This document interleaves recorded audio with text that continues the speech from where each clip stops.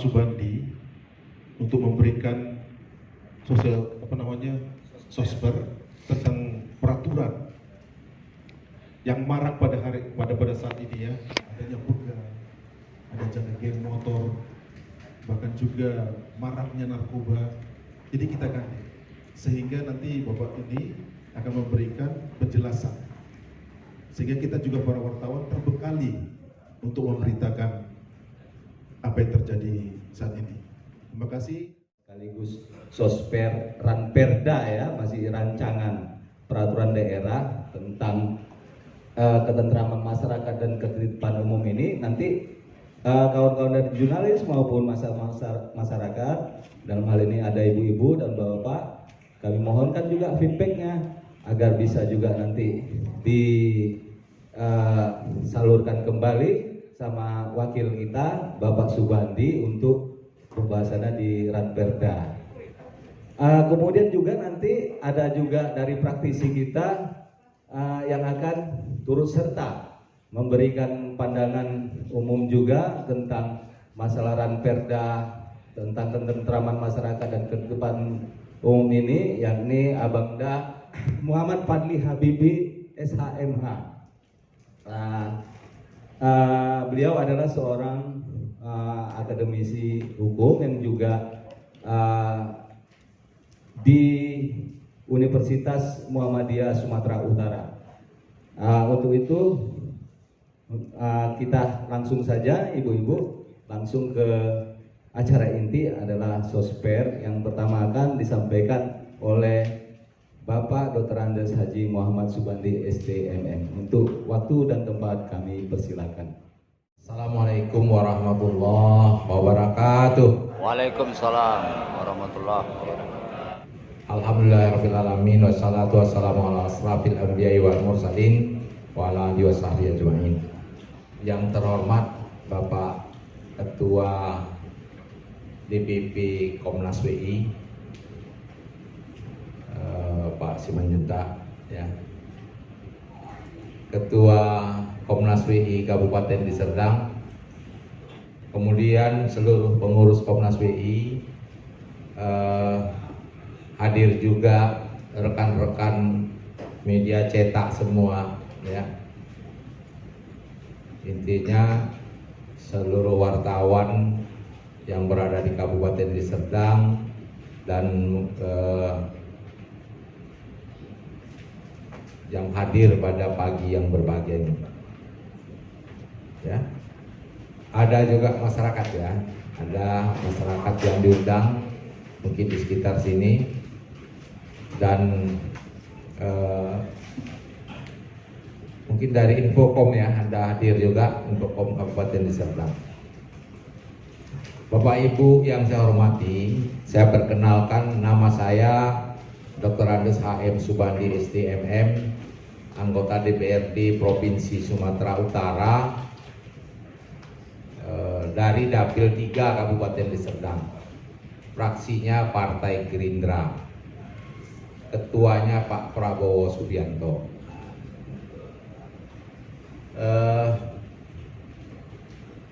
Saya dulunya di DPRD Medan 2 periode. Jadi ada yang Pak dulu Bapak itu PAN, nah dulu saya partainya PAN. Jadi reformasi Pak 99 Komnas WI lahir itu saya pertama anggota DPRD Medan tahun 99. 10 tahun di Medan sampai 2009. Kemudian saya tidak aktif, sibuk urusan bisnis. Baru saya kembali aktif lagi di DPR sejak 2019 kemarin Pak. Jadi saya pindah dari PAN pindah ke Gerindra. 2016 saya masuk Gerindra, 2019 saya terpilih.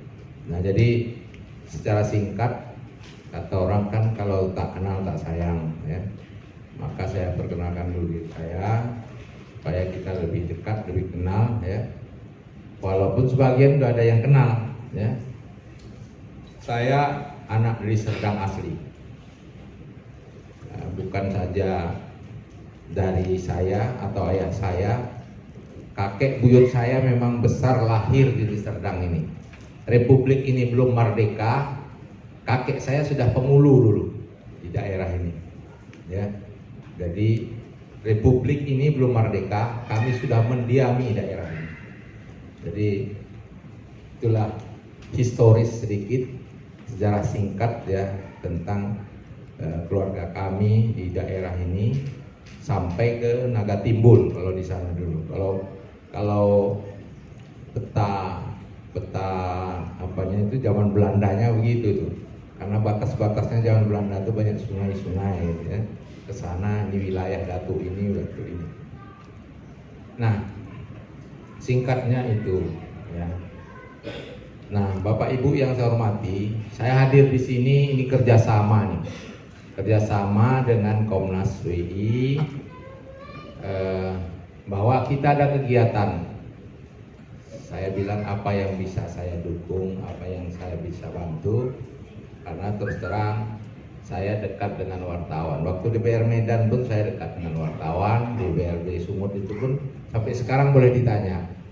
Ya, pokoknya kalau ada berita, insya Allah nama kita naik. Kemarin soal begal, soal pendidikan, soal apa saya siap aja ngasih berita. Ya.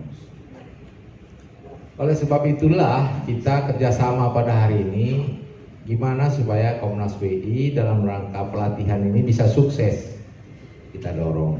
Ya, mudah-mudahan dengan dukungan ini Komnas WI ini nanti bisa selesai pada hari ini, sukses ya, memberikan pembekalan kepada rekan-rekan wartawan semua. Saya yakin bahwa wartawan ini adalah sumber informasi bagi masyarakat kita, ya, sumber ilmu bagi warga kita, dan disitulah kita bisa mendapatkan informasi yang benar. Saya berharap masih media cetaklah yang bisa meluruskan informasi-informasi sekarang ini yang banyak bertebaran di media sosial. Kalau media sosial itu banyak hoaknya, terus terang saya bilang, media sosial itu banyak hoaknya. Nah, oleh sebab itu saya tetap mengikuti media cetak, media online itu saya ikuti. Kalau masuk misalnya di kompas.com, masa itu ukuran bagi kita menilai suatu berita itu, informasi-informasi itu hoax apa enggak. Karena orang banyak bisa sekarang menggabung-gabungkan kejadian entah tahun berapa, ngomongnya dipotong, kemudian itu disebar ya, menjadi berita fitnah. Tugas-tugas kita wartawan lah meluruskan ini. Apakah itu melalui media cetaknya atau melalui media online-nya. Saya selalu tolak ukur saya lihat media online, media cetak itu saya lihat. Itulah yang bisa dipercaya. Kalau yang digabung-gabung, disusun-susun, kemudian diupload di YouTube, dinaikkan di IG dan lain sebagainya, apa TikTok ya, wah udah bahaya kita ya, bisa sesat masyarakat ini ya. Walaupun sudah ada undang-undang IT, tapi masih banyak yang berani berbuat demikian. Nah, jadi saya sangat setuju ya, sependapat kita pada hari ini lakukan pembekalan dan memberikan rambu-rambu supaya kita jangan salah ya. Kitalah yang menetralisir, memberikan pendidikan politik kepada masyarakat kita, memberikan pencerahan kepada masyarakat kita. Ini loh yang benar, ini yang berita yang baik, ini berita yang rekayasa ya kan. Nah, jadi harapan saya itu. Yang ketiga, bahwa pada hari ini kita kaitkan ada sosper, tentu sospernya kita masuk dikit. Saya hanya sampaikan saja, nanti narasumber ada, kita kasih waktu 10 menit ya. Gak usah lama-lama. Ini karena kalau soal peraturan ini, wartawan ini sudah paham ini ya. Bapak Ibu sekalian yang saya hormati, rekan-rekan wartawan, bahwa pemerintah Provinsi Sumatera Utara merencanakan perda ini tentang ketertiban masyarakat dan ketertiban umum. Ya. Perda ini sebenarnya karena muncul ini karena belakangan ini sejak tahun kita 2020, 2021 ini sudah mulai. Nah disitulah di 2021 itulah muncul ide ini karena sudah mulai maraknya begal-begal di mana-mana. Awalnya begal ini selalu titik kuning ya di bawah ada. Nah itu dulu di Kota Medan sekitarnya. Tapi sekarang menyebar kemana-mana ya. Di mana-mana. Bahkan di luar Pulau Sumatera pun, di Jawa pun ternyata ada juga, ya kan? Fenomena apa kita nggak tahu. Tapi yang jelas bahwa ini harus dibuat aturan, ya. Harus dibuat aturan. Nah, inilah pemerintah Sumatera Utara menargetkan tahun ini harus selesai ini perda. Kemarin juga sudah disampaikan, ya. Kalau tidak ada aturan kita di masyarakat ini berbahaya ini, ya. Aturan yang mengikat masyarakat, melibatkan semua masyarakat, aparat supaya lebih kencang kerjanya, ya. Ada yang kemarin ada demo juga, Pak, tolong kita buat kita hidupkan siskamling lagi, Pak. Semua jam malam dibikin.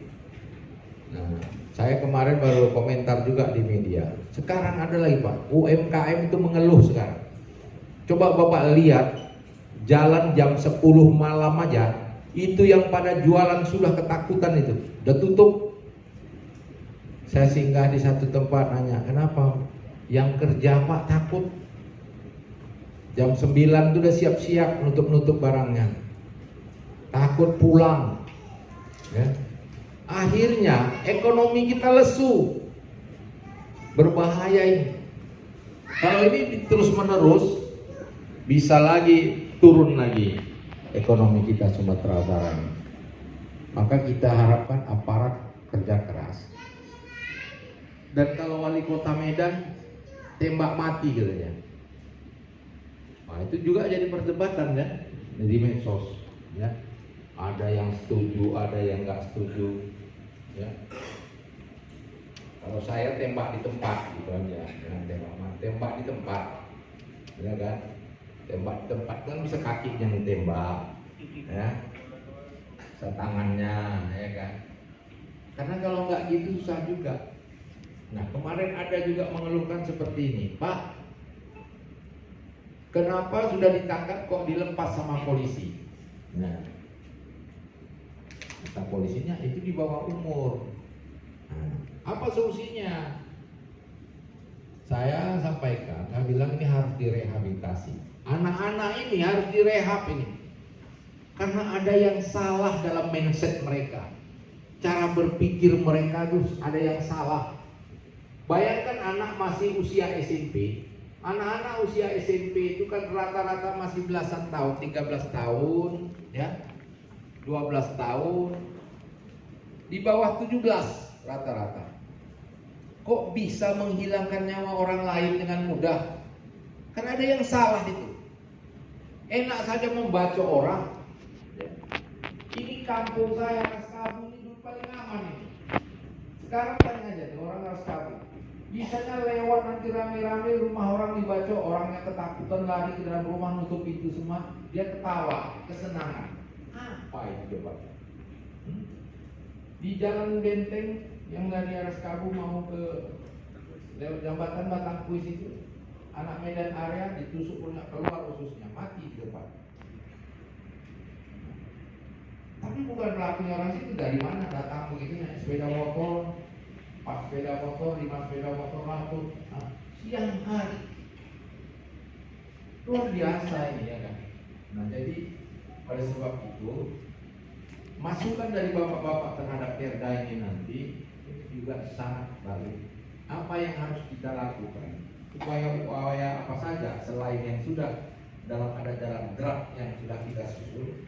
Kalau ada masukan-masukan dari rekan-rekan wartawan, silakan disampaikan agar perda ini cepat selesai dan bisa tersosialisasi tengah-tengah masyarakat kita dan bisa diaplikasikan, bisa dilaksanakan, dieksekusi tengah masyarakat. Kalau kita harus bentuk kembali aktifkan keamanan lingkungan, Siskambling, kita aktifkan lagi Siskambling supaya anak-anak yang pulang malam itu kawan kita. Misalnya anaknya sekolah pulangnya jam 12 malam, kita tanya itu dari mana, apa, ngapain di luar, dengan siapa. Dan orang tuanya kita tuntut kepeduliannya semua. Jangan orang tua nggak peduli, takut Pak. Ini nggak di sini ya, nggak di sini. Ada pernah saya bilang, Pak, kebetulan komunitasnya orang Jawa. Dia bilang, Pak, engkau nek di seneni anaknya minggat, katanya. Bahasa Indonesianya, nanti kalau dimarahi anaknya itu lari, katanya. Itu anak sekarang kayak gitu rupanya. Dimarah mamanya dia lari dari rumah. Jadi kan kelewat juga ini ya. Kalau anak dulu udah kena tempeling, kena rotan lah itu, ya kan? Wah itu sarapan itu rotan itu. Awak mandi sungai padahal mau senang-senang, pulang udah kena rotan. Zaman dulu gitu. Udah siap-siap aja, udah salah ya kan mandi sungai, wah pulang kena rotan.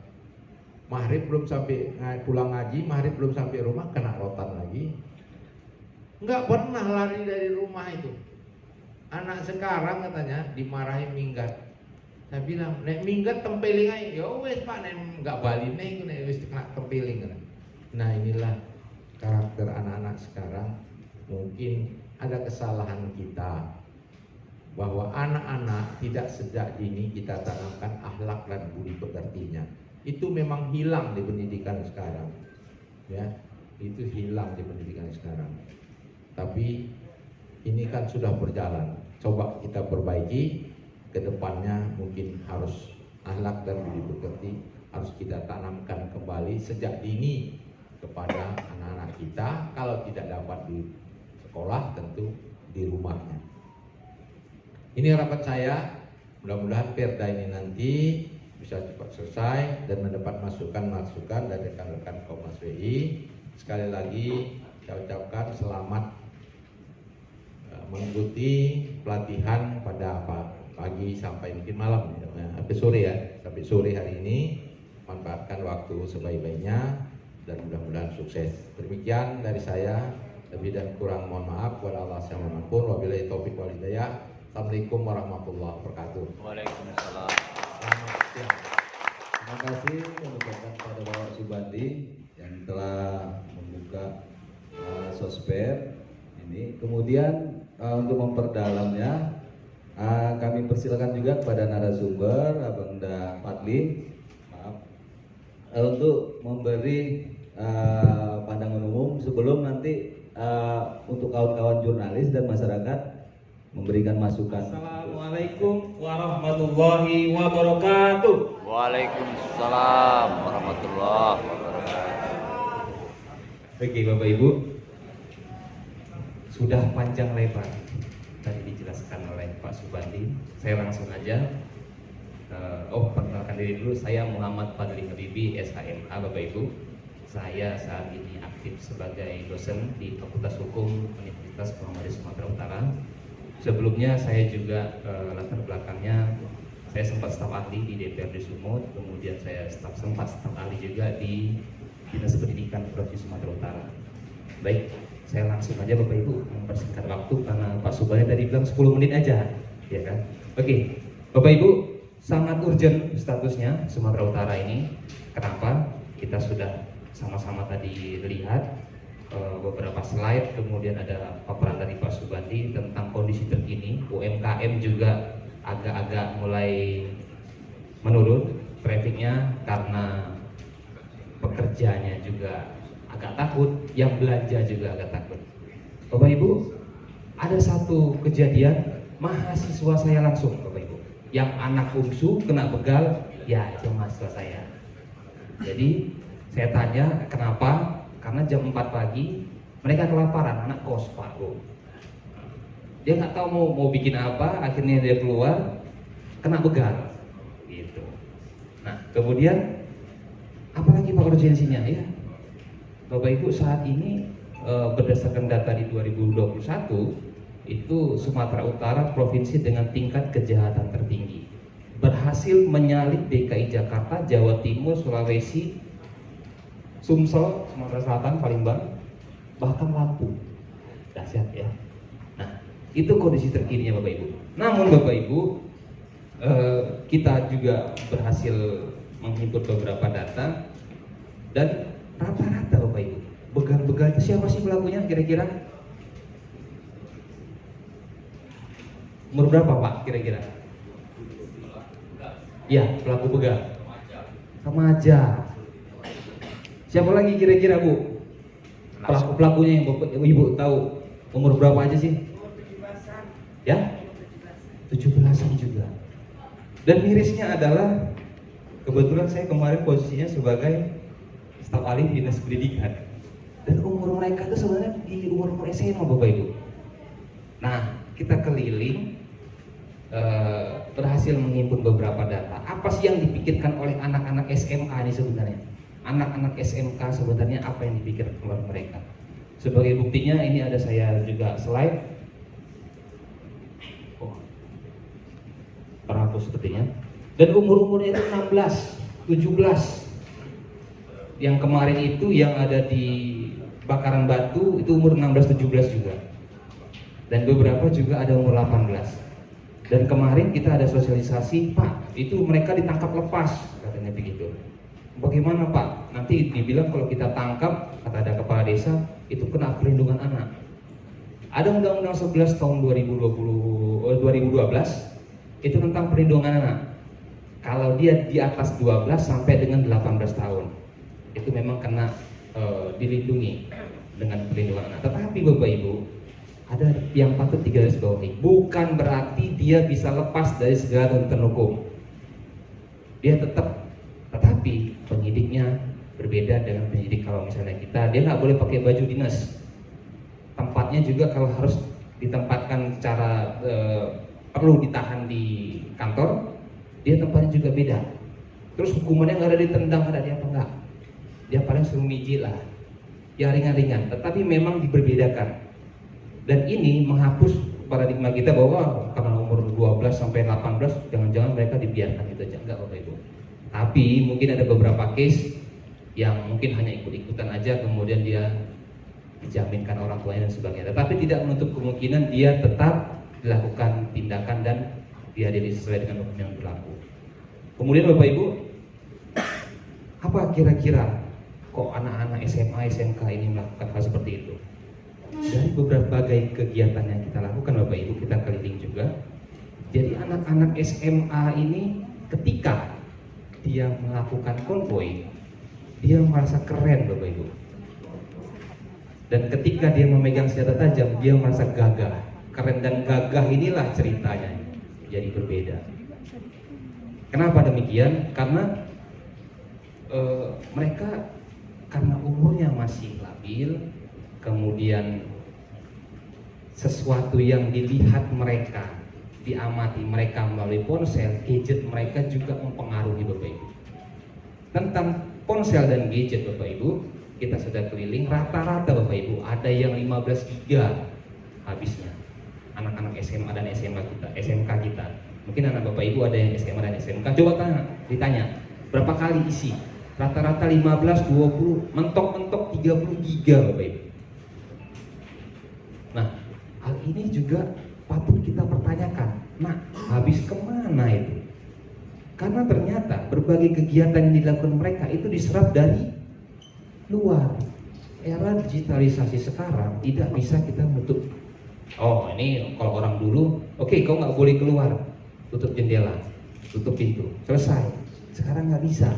Kita nggak bisa tutup jendela, tutup pintu, karena musuhnya siapa? Yang ada di dunia digital. Eranya udah digitalisasi sekarang Bapak Ibu. Dia bisa menyerap apapun yang ada di luar. Apapun itu apa Pak? Misal Bapak Ibu pikir kira-kira ngegeng-ngegeng itu dari Indonesia? Enggak Bapak Ibu, ternyata dari luar negeri.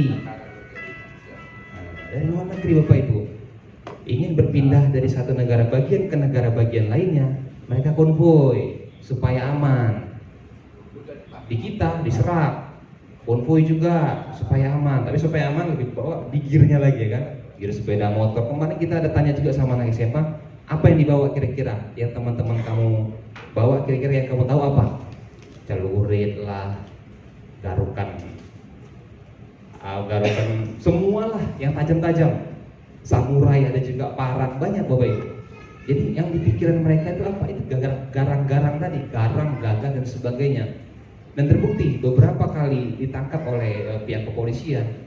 Untuk apa? Ada yang untuk senang-senang uangnya, untuk hura-hura dan sebagainya.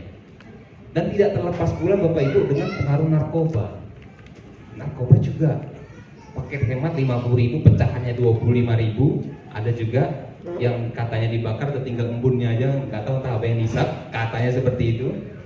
Dan hal ini juga Bapak Ibu yang harus sebenarnya kita aware di anak masing-masing.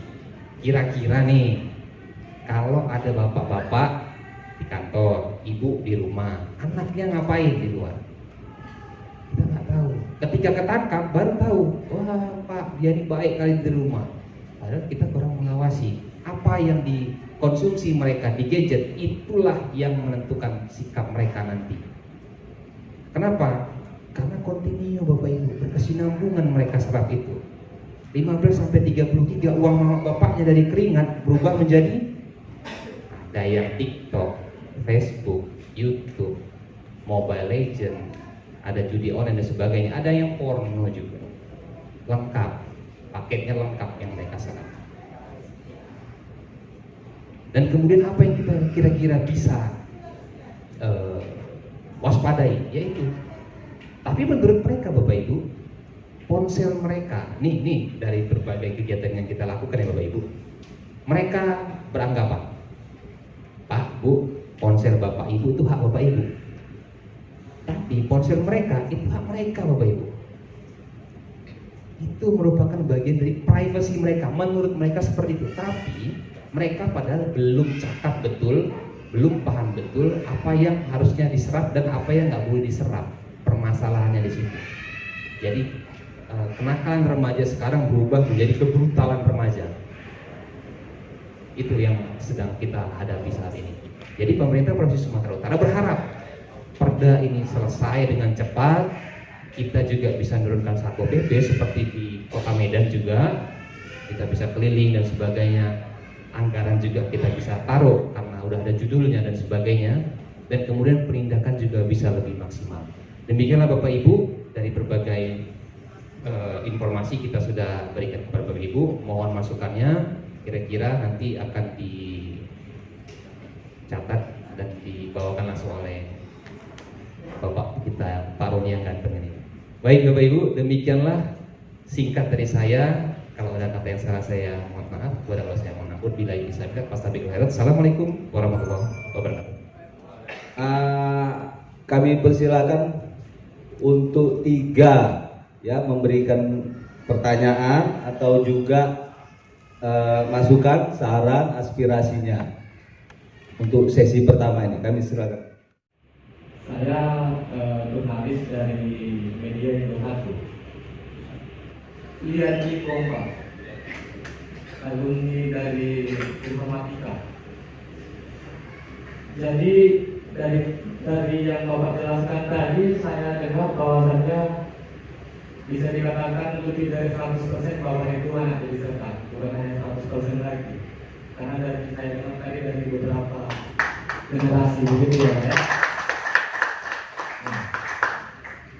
Nah di sini dari Komisi C Bapak mensosialisasikan tentang ketentraman dan masyarakat di publik. Saya rasa kira-kira seperti itu topiknya gitu ya Pak. Jadi kalau yang seperti tadi saya dengar Pak, masalah begal, kriminal segala macam itu Pak. Kebetulan terkait juga tadi saya dengar penjelasan dari Abang dosen hukum di isu kemarin itu terkait langsung saja saya to the point Pak, soal kematian mahasiswanya Bang itu. Saya juga langsung ke rumah pelaku. Saya langsung turun ke rumah pelaku itu ada kelas juga. Daerah Malang, daerah Jerman. Itu markas yang baru dibongkar sama Polda kemarin. Saya banyak cerita sama mereka. Nah, terus saya juga riset ke lingkungan. Lalu saya kumpulkan semua data itu Pak ya. Lalu saya tarik kenapa beliau itu bisa melakukan itu di daerah Mampang Ampera, kalau nggak salah 4 orang 2 kereta. Dan yang saya temui ini adalah yang membawa roda 2 ini. Gitu, Pak. Jadi saya kumpulkan semuanya data-data di lapangan, terus terkait perda ini saya baca tadi ada sedikit Pak yang ingin saya berikan masukan Pak. Karena semua dasarnya keamanan ketertiban ini adalah didasari dari keluarga menurut saya. Apakah kita setuju? Ya itu menurut saya Pak. Jadi masukan dari saya Pak, kalau bisa itu lebih dikuatkan di segi publik atau masyarakatnya Pak. Saya tinggal di Namorambe Pak, datang ke sini untuk mendengarkan sosper Bapak ini. Mudah-mudahan nanti juga Bapak bisa hadir di Namorambe, di Kecamatan Namorambe. Kebetulan di sana juga pernah dibongkar itu soal kafe neraka, kalau pernah dengar kafe neraka itu. Jadi yang ingin saya sampaikan Bang, sama Bapak juga, Abang sebagai staf ahli tadi ya Bang ya, di DPRD. Langsung ke poinnya itu kalau bisa, setiap STM yang ada di publik, di masyarakat itu kalau bisa didata Bang. Syarikat tolong menolong. Syarikat tolong menolong itu didata, supaya langsung aja edukasi itu langsung ke mereka. Karena yang saya lihat di sekarang ini edukasi itu hanya bersifat pamflet, spanduk, himbauan tanpa ada komunikasi face to face. Assalamualaikum warahmatullahi wabarakatuh. Perkenalkan, nama saya Samsul Wahri Asibuan. Saya dari media online Terkam News. Di sini saya ingin menanyakan kepada Pak praktisi hukum dan Pak Haji Dr. Andes Haji Muhammad Subandi STMM tentang bekal juga ini Pak. Karena yang kita tahu pelaku bekal ini semua adalah anak muda, masih usia sekolah, usia 17-18. Dan yang kita tahu juga pelaku begal ini pasti memakai kendaraan roda 2. Setiap melakukan begal aksinya itu selalu memakai kendaraan roda 2. Jadi kita tahu juga di situ bahwasanya kalau masih usia sekolah berarti orangnya belum mempunyai surat izin mengemudi, SIM. Dan ini yang perlu saya tanyakan kepada Pak praktisi hukum, Pak dosen. Apakah ini anak-anak usia sekolah ini dibenarkan mengendarai roda 2 ke sekolah atau di jalanan? Karena ini menurut saya kalau di Kota Medan ini sering kita jumpai banyak kali nih anak sekolah memakai roda 2. Sementara Pak polisi banyak juga di jalanan. Tidak ada penindakan langsung. Dibiarkan berkeliaran ini. Apakah itu dibenarkan atau memang tutup mata Pak polisi? Karena untuk menghindari terjadinya begal, kalau saya rasa harus diapakan di anak-anak sekolah ini lah, harus diapa ini. Jangan dikasih untuk membawa kendaraan roda 2 ke sekolah. Sebab tadi konsentrasi juga ke sebab, walaupun mungkin agenda itu agenda nasional yang akan disampaikan sama ayah kita Pak Subandi ya mengenai hal ini. Karena kami tadi waktu pelatihan Pak itu instruktur kami tadi mengatakan kalau kami ini dalam kode etiknya juga ada peraturan pemberitaan ramah anak.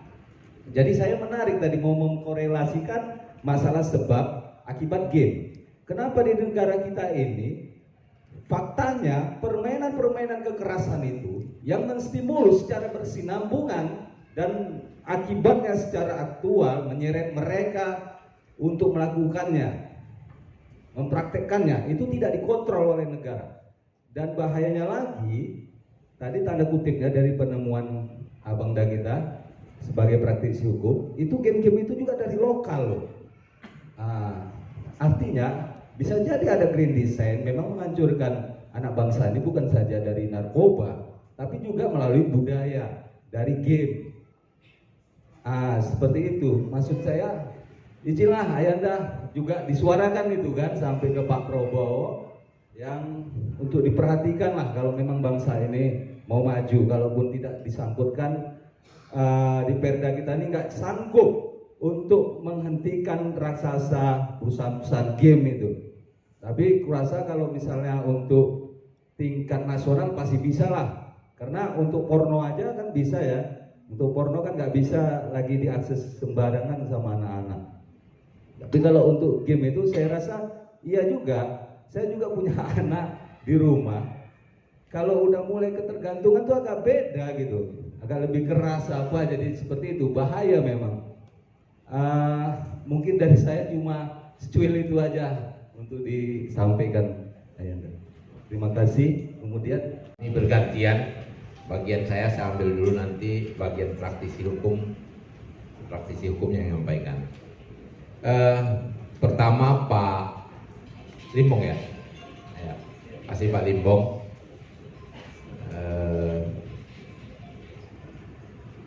Saya menarik tadi ya soal hilirnya, kenapa hulunya yang dipersiapkan aturan ini, Perda ini cerita hulu, tapi hilirnya nggak dibahas gitu ya, tidak ada masuk dalam rencana Perda itu. Jadi begini, Perda ini memang mengatur tentang aturan-aturan yang akan diaplikasikan di tengah-tengah masyarakat kita. Nah, tapi bagus, masukan itu bagus nanti supaya ada tanggung jawab orang tua di sana ya. Jadi kita harus masukkan ada pasal, ini menurut saya nanti tenaga ahli boleh mencatat, ada pasal yang mengatur ada tanggung jawab orang tua. Goyang Ya. Karena pendidikan awal itu di rumah memang. Ya. Bagaimana orang tua mendidik anaknya, membentuk akhlak budi pekerti. Jadi Bapak Ibu jangan harapkan pendidikan akhlak budi pekerti itu di sekolah, karena sekolah itu nggak ada lagi pendidikan akhlak budi pekertinya. Pendidikan akhlak budi pekerti tadi tanamkanlah itu di rumah. Ya.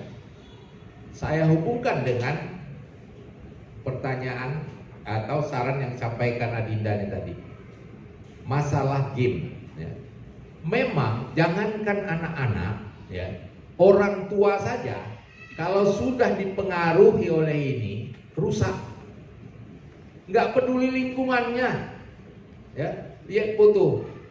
Nanti bisa duduk satu meja tapi semua aktif. Ya. Yang paling bahaya apa? Kalau dia di situ main judi, game, ya, itu nggak berhenti terus main game terus. Ada juga yang kecanduan film porno, maaflah saya ya, asik dia terus, kirain apa, ya, itu ada yang dipecat itu kan, salah satu anggota dewan, nggak usah kita sebut, ya, dipecat, orang lagi paripurna dia nonton film porno. Ya kan? Saya sebut-sebut. Ada yang judi macam-macam lah ya. Nah jadi Ini bisa bawa positif, bisa negatif. Bagi anak-anak ini sangat merusak, Bu. Ibu-ibu ya, tolong ya. Suami ingatkan istrinya, jangan cari gampang anak kita kalau nangis tontonkan film. Udah nonton di film, nangis tonton film. Akhirnya anak kita kecanduan nonton film-film di sini. Ya. Dia akan tidak peduli lingkungan. Saya mengalami, untung belum banyak. Cucu saya ada yang seperti itu. Saya stop, dah terpaksa dimasukkan sekolah, Bang. Sekarang udah normal lagi. Ini bahaya ini. Jadi asal nangis jangan kasih ini. Makan supaya gampang, tontonkan film. Betul nggak, Bu? Betul kan? Ketawa ibu-ibu di belakang. Supaya enak anaknya, biar nggak repot-repot nih nontonnya. Mau makan sambil nonton film. Ini mempengaruhi. Kurang pedulinya sama lingkungannya. Nggak peduli dia sama sekali apa yang terjadi. Ya.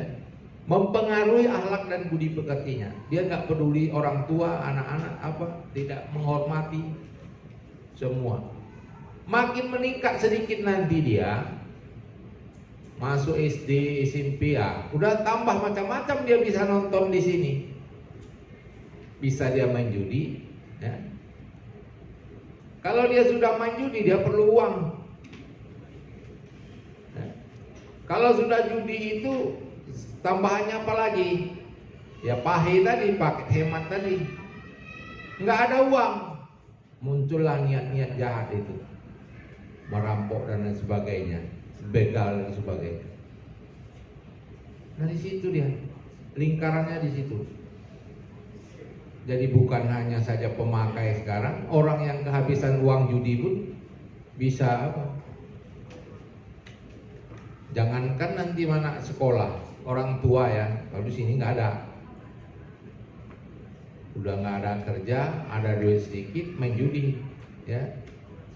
Istri mau masak, ya, kalah pula, istri nagih terus, Pak, mana mau beli berasnya, mana mau beli cabai, mau beli apa, hah? Bisa kena tampar istri ya kan, tapi nggak di sini. Padahal uang tadi ada 100.000, habis untuk main judi. Sekarang banyak yang gitu, tapi nggak di sini. Banyak kecanduan judi online. Maka ada usulan dulu ketika kami sosper gini supaya pemerintah membatalkan judi online. Itu sudah menjadi catatan kami. Ya, itu kita batalkan itu. Kita cabut itu judi online itu harus websitenya harus dihilangkan karena sangat merusak masyarakat kita sekarang, ya, sangat merusak. Nah, kalau tadi yang kena bapak-bapak aja, ibu-ibu pun ternyata ada pemain-pemainnya, tapi nggak di sini, ya kan? Banyak juga, ya, karena begitu gampangnya dia. Ya. Asik dia dah, bikin sarapan suami pun nggak sempat, masak pun nggak sempat, ya. Lumayan kalau menang bisa beli sayur, kalah duit yang dikasih suami, ya kan? Terpaksalah ke rumah tetangga, nggak masak aku mau, ente duit. Nah, suami karo bali kerja ini, mumet. Nah, ya. Ini hati-hati nih, ya. Inilah kondisi kita sekarang. Ya. Jadi kalau sudah kalah judi itu pikirannya singkat. Jadi benar itu Pak, harus pendidikannya dari bawah, akhlak budi pekerti. Ada tanggung jawab masyarakat di sini. Bukan karena anak bapak ibu dimasukkan sekolah SD SMP kita lepas tanggung jawab, ada. Kita harus tetap bertanggung jawab pada anak kita. Nah, kaitannya tadi, bagaimana kalau dia dihukum? Saya kemarin sarankan gini Pak, kalau narkoba ada panti rehab, ini buat apa ini? Kita buat juga rehabnya, supaya jangan gampang kali. Karena di bawah umur dia dijamin sama orang tuanya, tolonglah Pak, anak saya ini apa, maaf cakap nyogok polisi pun dia mau supaya anaknya lepas. Padahal anaknya sudah ikut-ikutan menghilangkan nyawa orang lain kalaupun dia tak pelaku. Sudah ditontonnya di situ, bukan dilarangnya temannya. Oleh sebab itu ini harus kita kasih rehab dulu. Apa boleh buat, pemerintah harus menyiapkan itu. Dibuat tempat rehabnya, digenjot di situ, ya. Kayak militer itu dilatih di situ, biar tahu dia. Kita bukan hukum fisiknya kan bagus, supaya nanti fisiknya siap, tamat sekolah dia bisa masuk tentara, ya kan. Digenjot dulu di situ, disiplinnya. Ya. Jadi seperti itu, saya sependapat itu Pak. Jadi tidak semudah itu saja. Masuk sekarang datang orang tua kasih 30 juta, keluar anaknya lagi. Anaknya ngomong pula di luar. Ini cerita anak-anak ya, saya dengar dari teman ke teman itu. Mereka tuh kalau keluar itu, wah di luar dia angkat bahu gini. Tengok mana, sebentar aja keluar lagi, nggak ada itu. Main lagi, nah ini.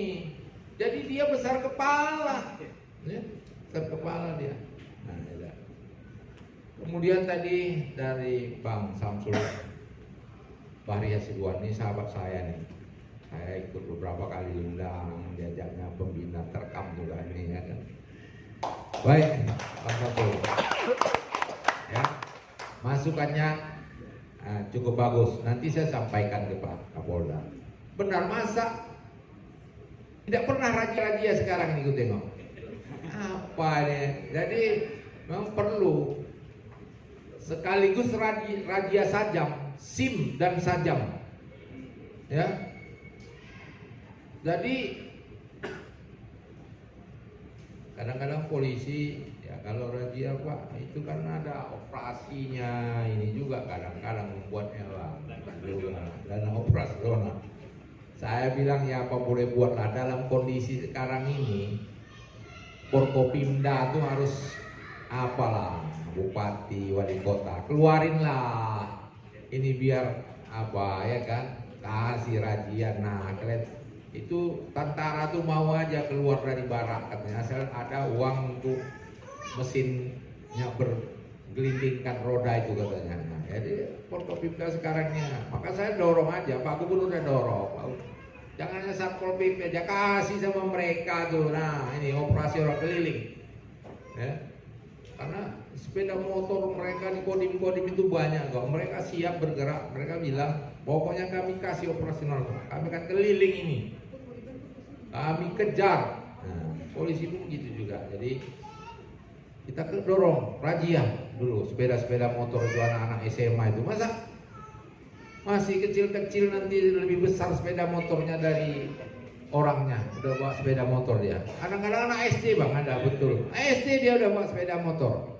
Ini kan jadi gagahan di akhirnya. Ya, begitu SMP udah mulailah ada celurit arit bapaknya masukkannya ke apanya kan, supaya hebat nanti dia 3 orang, kebut sana kebut sini.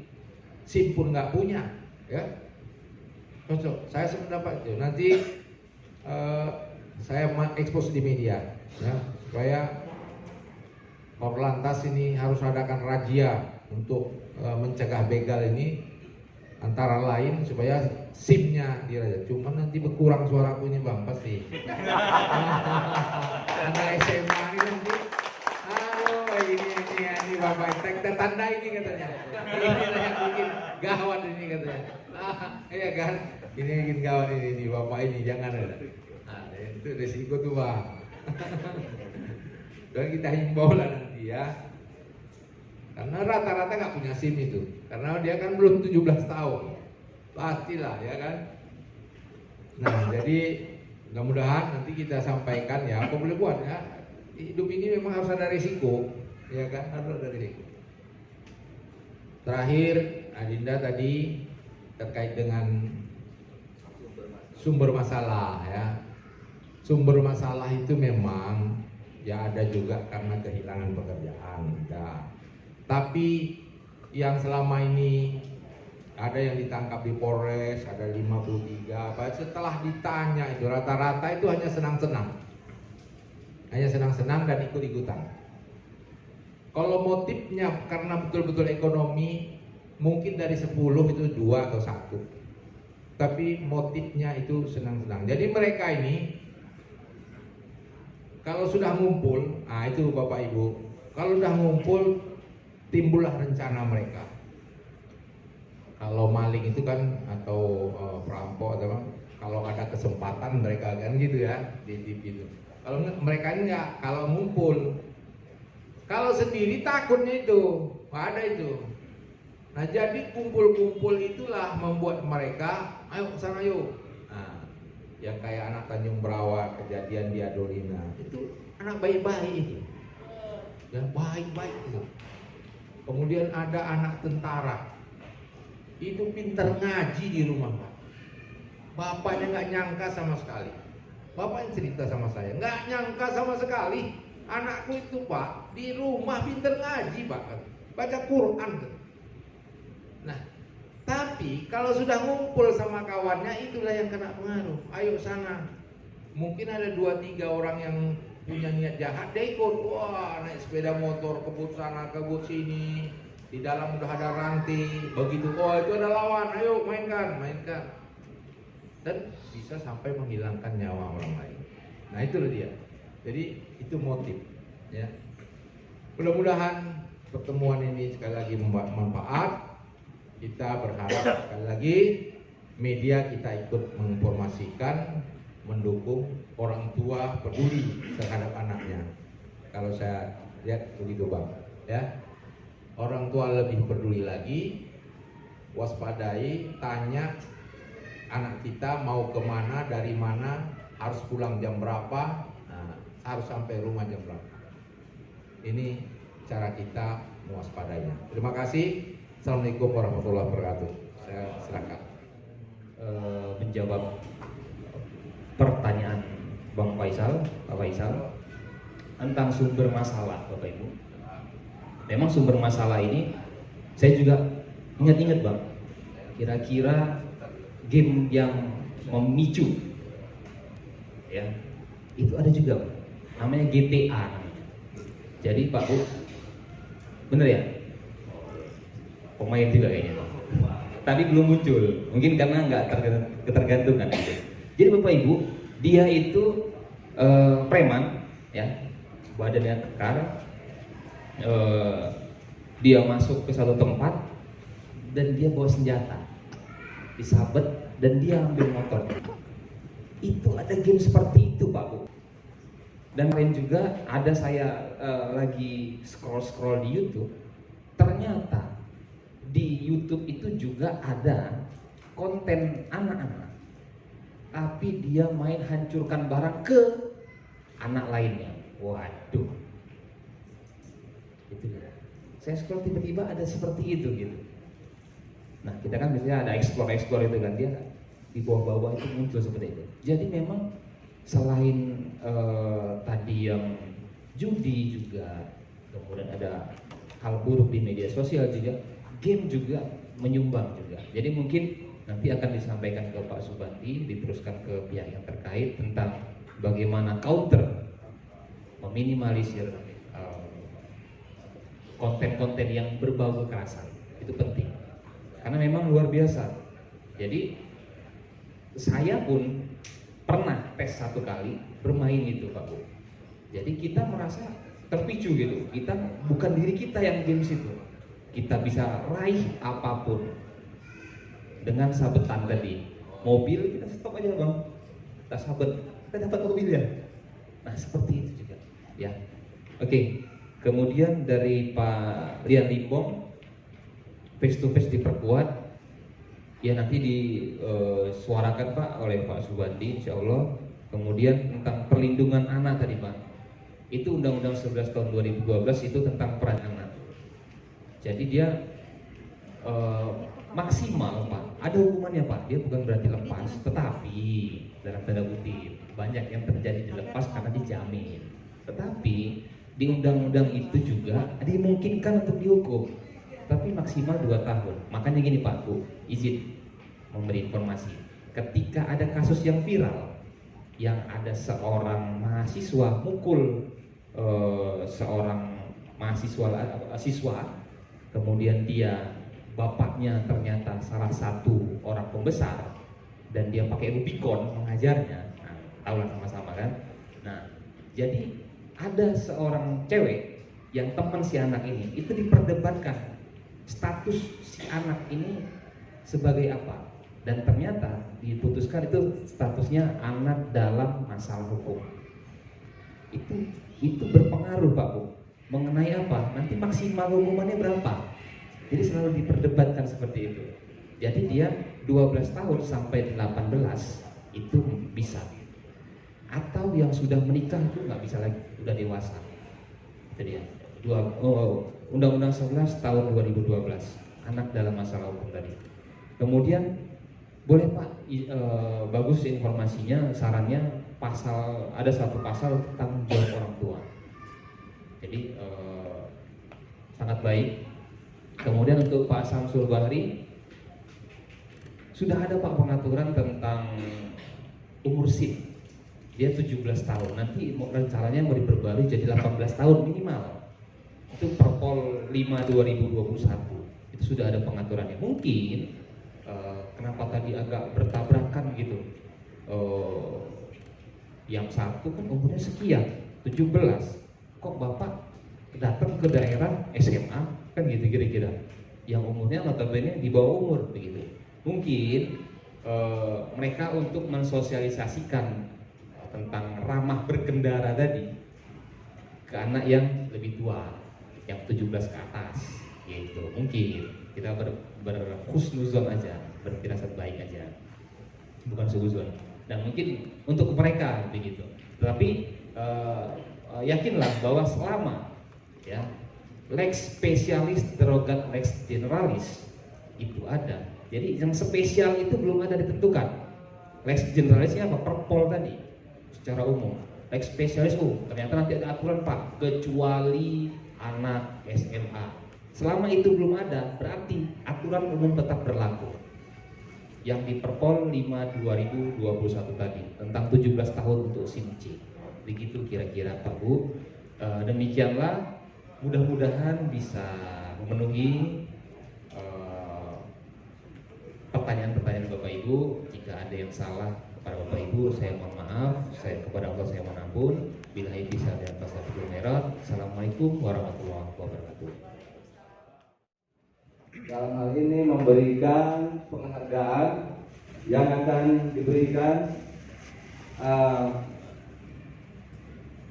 dari DPD Komunitas WI, dalam hal ini diwakili oleh Ketua DPP Komnas WI Bapak Rani Simanjuntak untuk memberikan plakat penghargaan kepada Bapak Subandi. Apresiasi ini diberikan kepada Bapak Subandi karena kami dari DPD Komnas WI Deli Serdang berterima kasih ya atas dukungan, supportnya kepada jurnalis di Deli Serdang. Ya, kami persilakan pada kawan-kawan media untuk mengambil dulu spotnya. 2, 3. Iya. Terima kasih.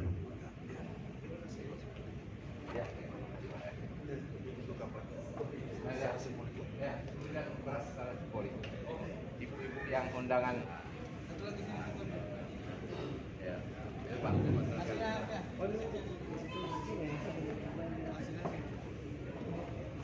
Ketua ke sana, ketua.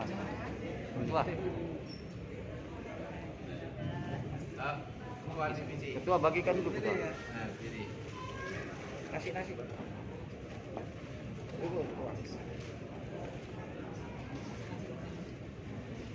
ya, narasumber. Semoga